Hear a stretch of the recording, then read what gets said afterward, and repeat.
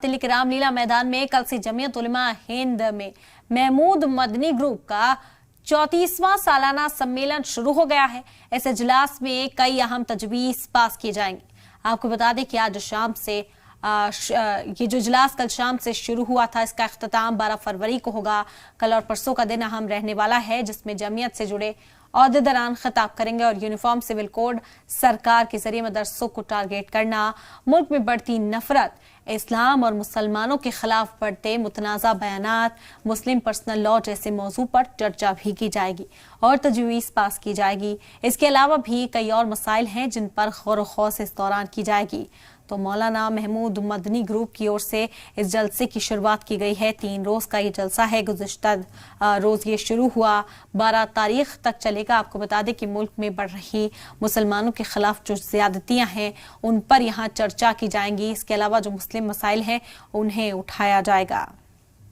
क्योंकि पूरे कंट्री के अंदर है, उनके डेलीगेट्स हैं, 10,000 के करीब ये डेलीगेट्स हैं। इनका आपस में डिस्कशन होगा और यहाँ पे रेजोल्यूशन पास होंगे।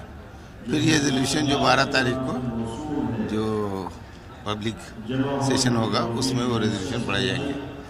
तो आज यहाँ पे सारा डिस्कशन होंगे, ये जहाँ पे आप पढ़ेंगे। और जो इश्यूज़ हैं इस वक्त कंट्री के सामने, तो सबसे बड़ी बात है जो नफरत का माहौल है, वो है इस कॉन्फ्रेंस का फोकस कि किस तरीके से हम अपने देश के अंदर अमन और शांति का हम पैगाम भेजें। और उसके अलावा जो है जो कम्युनिटी के और कंट्री के सारे इश्यूज हैं सब उनके ऊपर बात होगी और फिर वहाँ से जो भी रेजोल्यूशन पास होंगे वो पेश होंगे। जमीयत उलमाए हिंद का आज से 34वां इजलास शुरू हो गया है। कमाल फारूकी साहब हमारे साथ मौजूद है। फारूक साहब, बहुत सारे इसमें हमने देखे टॉपिक भी है, यूसीसी और दूसरे भी मामले हैं।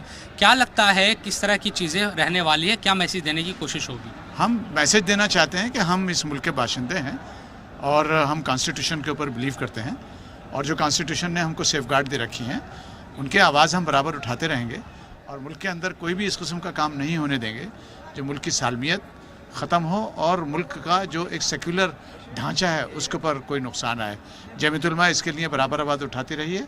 हमें लगता है इस पूरे सेशन के अंदर इन्हीं तमाम मुद्दों के ऊपर बात होगी कि जिस तरह से जो मुल्क का माहौल है, जो हेट क्राइम्स हो रहे हैं, जो लोगों का मॉब लिंचिंग हो रही है, गैर कानूनी तौर पर जो चीज़ें कुछ अपने हाथ में लेकर डिमोलिशंस वगैरह हो रहे हैं, उन सबको हम रेस करेंगे।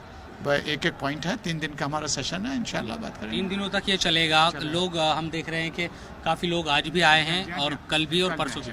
इंशाल्लाह हमें पूरी उम्मीद है बहुत कामयाब इजलास होगा। तो कुछ पॉलिटिकल लोग भी आएंगे क्या? पॉलिटिकल रिलीजियस सब लोग आएंगे। पॉलिटिकल भी बुलाया गया है? हाँ, यकीनी बात है। जमीयत उलमा का हमेशा से वो रहा है कि वो सब लोगों को मिलाते हैं।